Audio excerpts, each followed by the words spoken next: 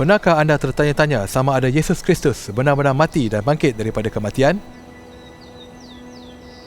Bagaimana kita boleh tahu dengan pasti? Yesus telah mengajar selama 3 tahun. Apabila dia memberi amaran kepada pengikut terdekatnya bahawa dia akan mati dan berjanji dia akan mengatasi maut dan hidup semula.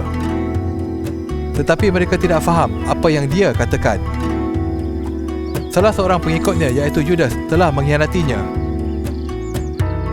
Kemudian, pemimpin agama telah membuat tuduhan palsu terhadap perilaku jenayah Yesus.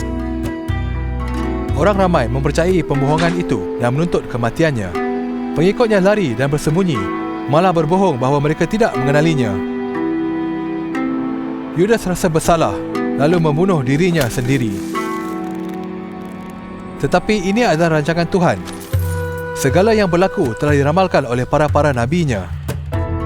Yesus dibunuh bersama 2 penjenayah dengan hukuman yang biasa pada masa itu, iaitu digantung pada salib. Askar Rom memastikan dia telah mati. Kemudian mayatnya dibawa ke kubur dan pengawal Rom ditempatkan untuk berjaga di situ.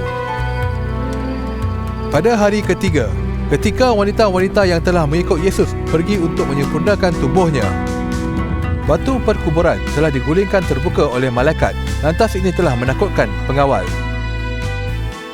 Apabila wanita itu tiba, mereka melihat kubur yang kosong dan malaikat berkata kepada mereka, "Mengapa kamu mencari yang hidup di antara orang mati? Dia tiada di sini. Dia telah bangkit." Mereka berlari untuk memberitahu kepada pengikut-pengikut Yesus, tetapi pengikut-pengikut itu tidak percaya. Sehinggalah Yesus berdiri di tengah-tengah mereka dan berkata, "Sejahteralah terhadap kamu." Dia bertemu dengan mereka berkali-kali selama 40 hari berikutnya. Sebelum dia naik ke syurga, Yesus telah menampakkan dirinya kepada lebih dari 500 orang.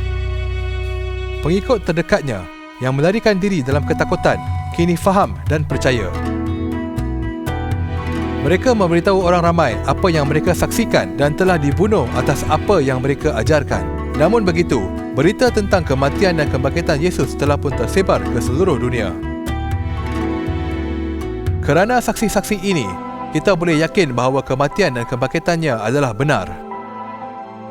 Yesus mati untuk membayar hukuman atas dosa kita. Tetapi Yesus mempunyai kuasa atas kematian dan bangkit semula. Dia masih hidup di syurga dan suatu hari nanti akan kembali untuk menghakimi yang hidup dan yang mati. Bagaimanakah anda akan bertindak balas terhadap kematian dan kebangkitan Yesus?